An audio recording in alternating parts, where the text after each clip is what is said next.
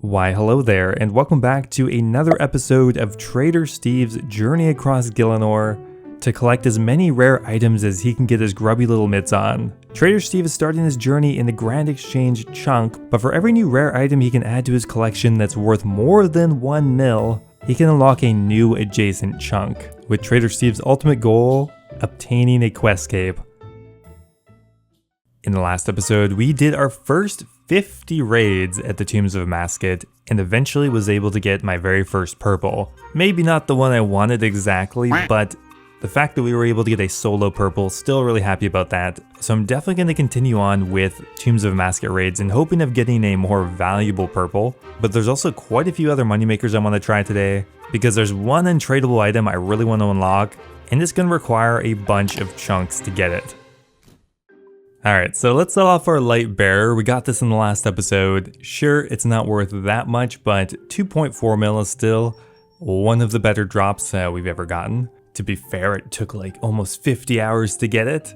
Now, just as a reminder, we can sell this item off because it's a duplicate collection item. We already purchased the light bearer. It's in our collection tab, so we had 2 of them. So we can sell off an excess one, and we sold it for 2.4 mil.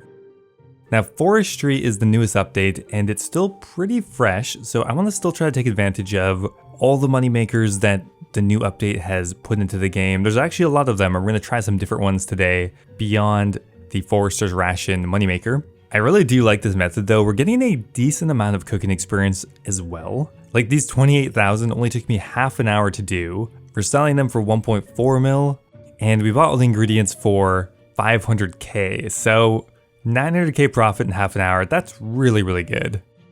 Alright, there's another 28,000 rations, which means that's another 900k profit. So our cash stack is right around 5 mil right now, and I've decided I'm just gonna go ahead and buy some D'hide boots back. We're more comfortable with the raid now that we can bring boot switches as well, which specifically for range will be a pretty decent increase to our accuracy, and why not if we have the room anyway. Okay, apparently we did perfect Z back.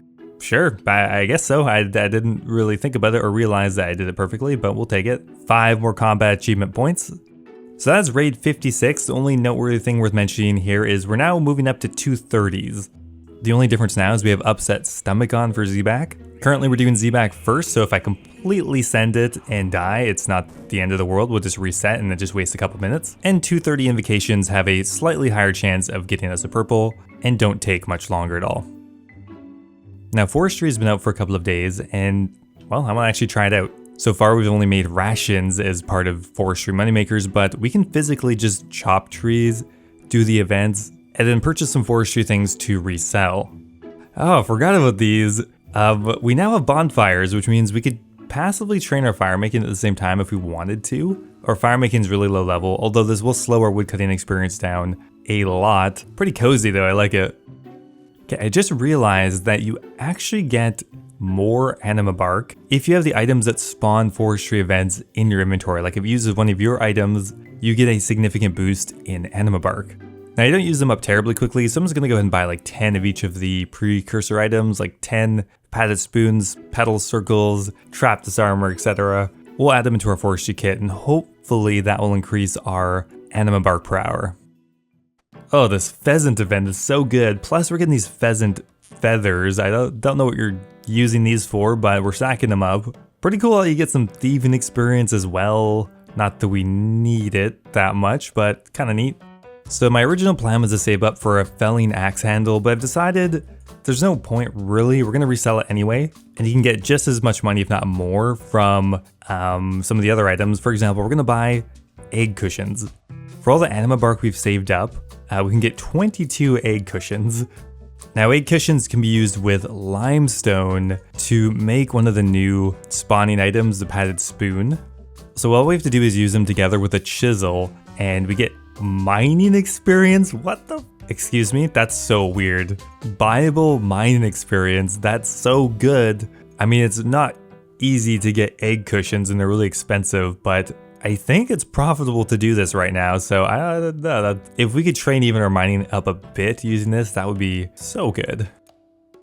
Okay, so what can we sell 22 padded spoons for? 2.5 mil. Not bad at all. Considering that only took me a couple hours.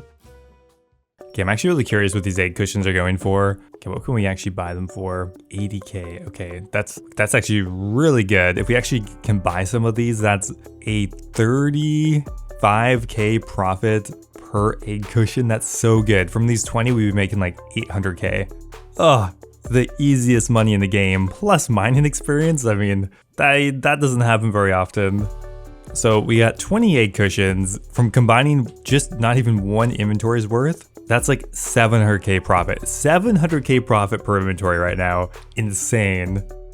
Oh my god, we're still getting more. We got 13 more of them. That's like another 600K profit just from those 13. We are making so much money from these padded spoons right now. Oh my god, I was just trying to figure out what to say. And 30 egg cushions come through for 83K. Oh my god, that's like over $1 million in profit. Well, there's 300 padded spoons and a bit more mining experience, of course. We bought them for 2.5 mil, and we can sell them for 3.5 mil. So that is a 1 mil profit in about 3 minutes. Okay, so we put an offer in overnight for some egg cushions. That was a bit risky because it's a new market. Who knows what was going to happen? We got 65 of them though. So we'll go ahead and combine all these first, and then we'll see what our profit looks like. Also, side note, this method is theoretically about 70K per hour mining experience, while being really AFK and essentially a viable skill. So yeah, if you're able to amass egg cushions and it remain profitable, this method would be totally busted. To be fair, I don't think either of those factors are going to be true. Just a really interesting method, and just kind of crazy they put mining experience on this thing. You're using a chisel, like, doesn't really even make any sense.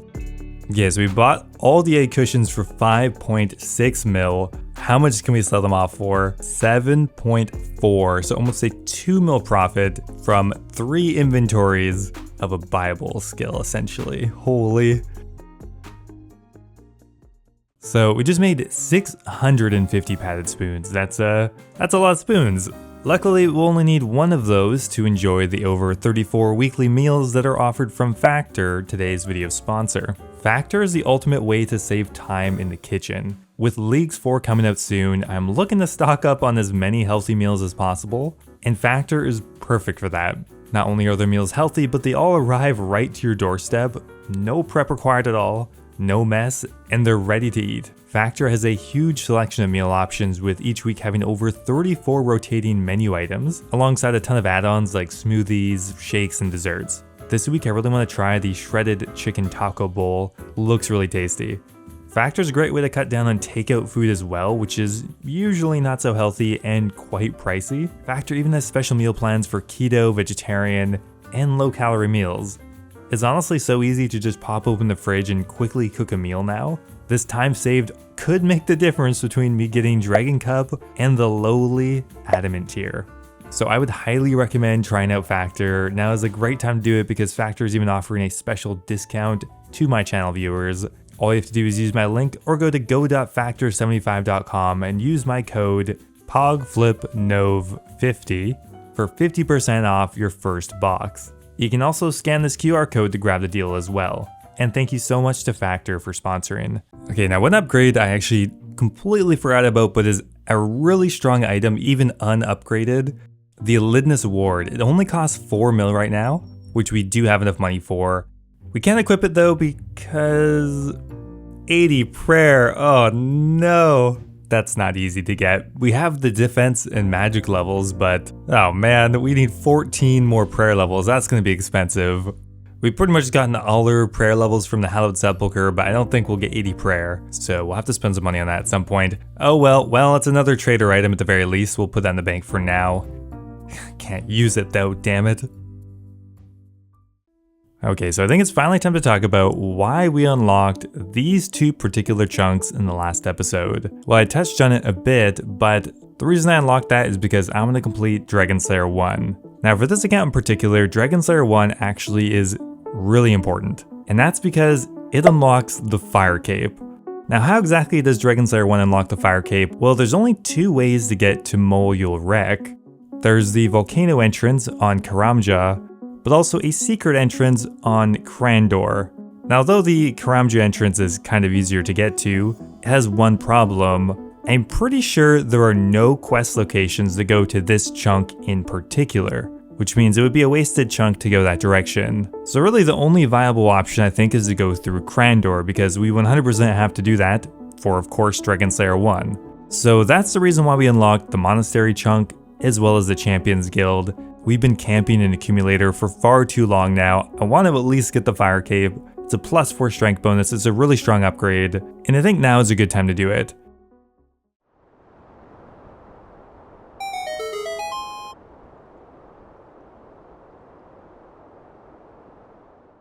Okay, so in Dragon Slayer 1, we need to go into the Dwarven Mine. Another interesting decision, there's two entrances. I could either go through the Dwarven Mine entrance or the one in Falador. I'm pretty sure that both chunks have quest requirements in them, but I'm 100% confident in this northern chunk because you need to go there for the Dwarf Cannon quest. Because of that, I'm just going to go here just to be safe. It's really hard to remember where every quest goes, so we're going to go with the safer bet here. So this chunk is actually a pretty decent unlock, all things considered. We get the access to the Dwarven Mine, which means we have access to Motherlode Mine.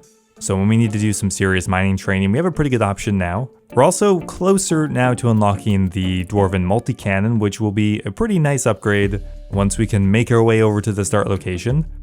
But for now, we just need access to this random door with weird looking tentacles in the corner. Maybe that's grass? Man, I was pretty confident I knew all the chunks I had to go to, but I forgot about this one. Wormbrain's actually one chunk to the south, unfortunately. So yeah, we're gonna have to unlock that one. There's no way we can kill him from here, I don't think. Fortunately, not much going on here. That's a bit of a shame, although we will get the charter ship. So thanks to our padded spoon empire, we have a lot of money. That's a 2 mil profit from those 650 we sold off, bringing us up to 7.8 mil cash stack. I think we made close to 10 mil just on these padded spoons, which is so good. Okay, so with our money, we're gonna pick up the final variant of the Abyssal Dagger. There's a lot of poisoned versions of this guy. Fortunately, there's not a lot of other items like this, but we're gonna buy that item for 2.1 mil, and as another item added to our collection.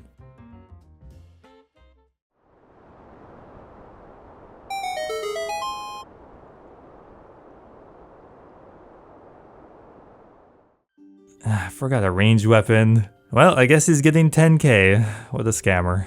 Alright, it's finally time. I think with this conversation, we will now officially unlock dragons. Once we get the anti-dragon fire shield, I think it's done. There's no going back, but I think we'll be okay. Alright, so we just wanted something AFK to do, so I just went ahead and crafted another like 75,000 Forester's rations, which I think right now is about a 1.5 mil profit in about an hour, so still really happy with that. And now we're at pretty much 7 mil, which means we have enough money now to afford 2 more items. We're pretty much out of 2 mil items, so now we're on to 3 mil items. And we're gonna buy 2 of them. We're gonna buy the Berserker Icon, which is pretty much useless, but it's a cheap item. And we're also gonna buy ourselves the Accursed Scepter. The Accursed Scepter is actually a pretty strong item that we could use a bunch of different places. It reduces magic defense. We could use it at Tombs of Amascut, the Whisperer, really any place that has magic defense is a pretty good item, and it's only 3.4 mil, so really cheap. And those items are going to be used to unlock the Island of Crandor.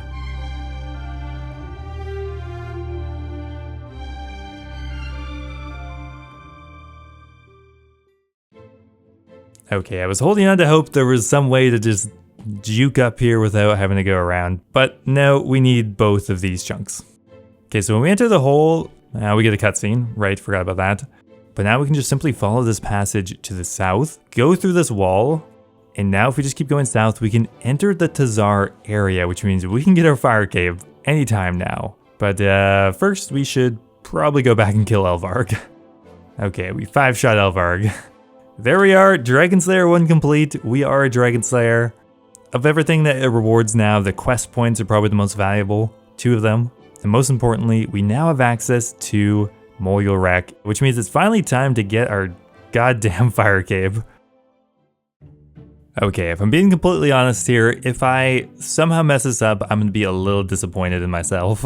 We're 90 plus ranged, we have a blowpipe, our gear is pretty good. We're even gonna bring ourselves a light bearer just to have a bunch of extra specs, which probably is not required, but I'm just kinda curious to try it out. And we even have some bastion potions. Shouldn't be an issue, but there's always human error, so yeah, you never know.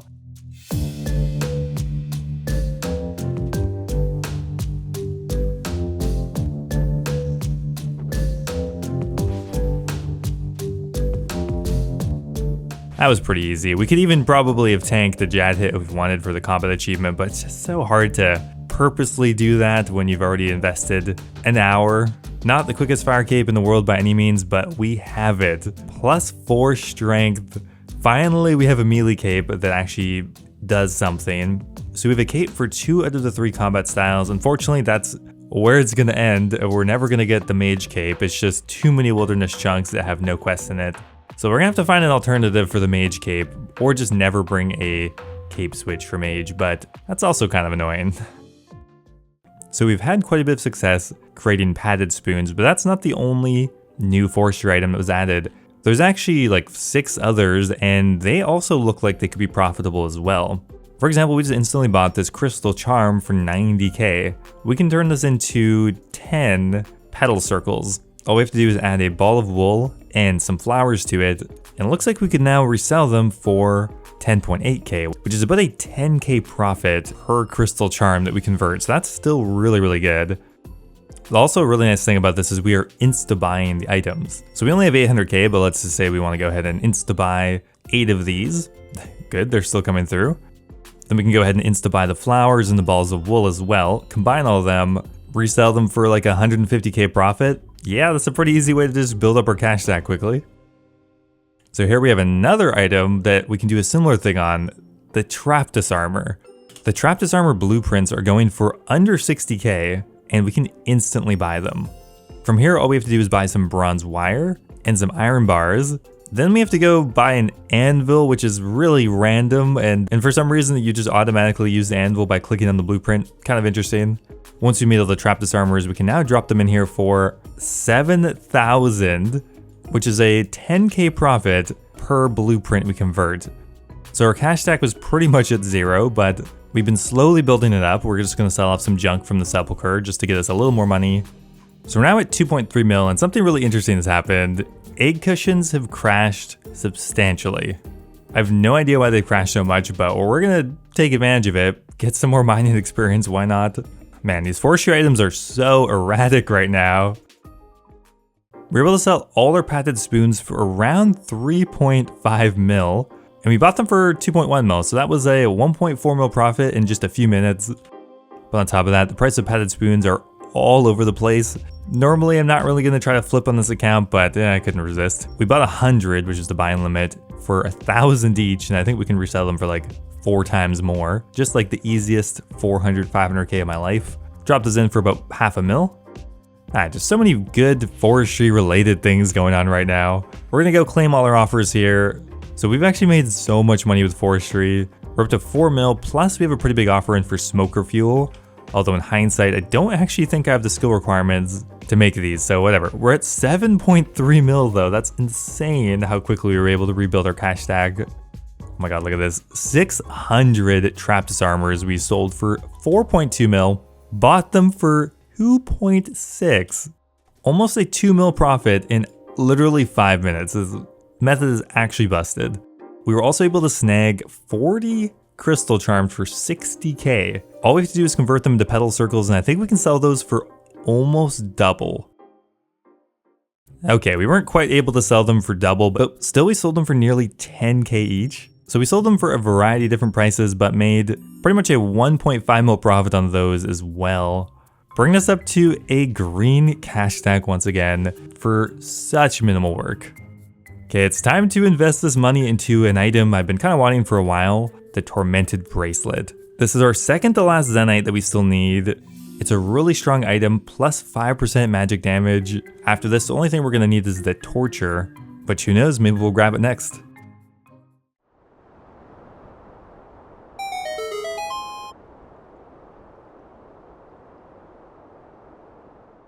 So with that, we get to unlock another chunk, and where are we going next? I want to complete Desert Treasure 1. We still have unfinished business with that quest after miscalculating what we needed for it, let's just say that.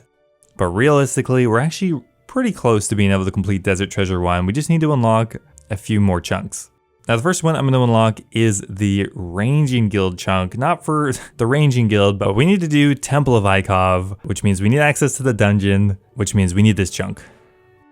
So there is Temple of Ikov done with. Nothing too notable as a reward, but hey, more quest points, we'll take those. We of course need 150 for Recipe for Disaster, but also Slayer block slots, those are really important. Oh my god, look at that. 1 mil profit on 45 Trap Disarmor blueprints. So easy to make money with this right now.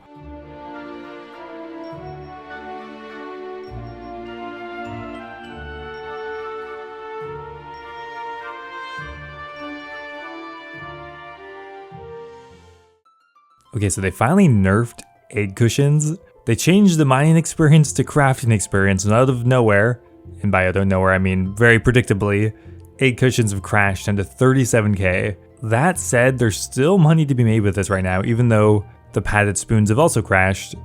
29 crafting experience now instead of 37 mining XP, oh well. So we're dumping them in there for 5 mil, bought everything for 3.3, easy 1.7 mil profit.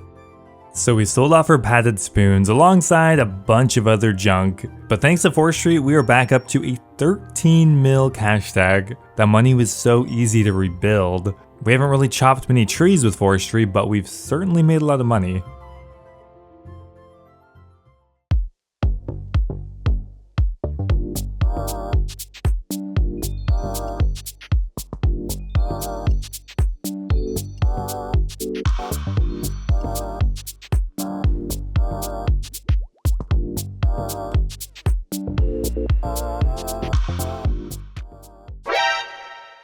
I saw it out of the corner of my eye. It's another purple. Yes, that was only, I think, like 10 raids later.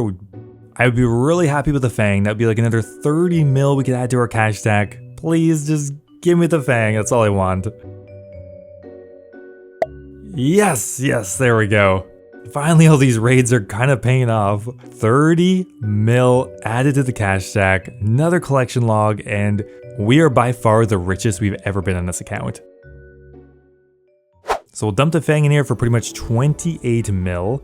Plus, we have 13 mil in our bank already, which means we're at a 40 mil cash stack. Holy crap, well, I don't even know what to do with all that money. There's so many items we could buy with this, so many new chunks we could unlock, just honestly so many options, but we're gonna have to wait till the next episode. Anyway guys, thanks for watching as always, hope you enjoyed the episode, and I'll see you in the next one.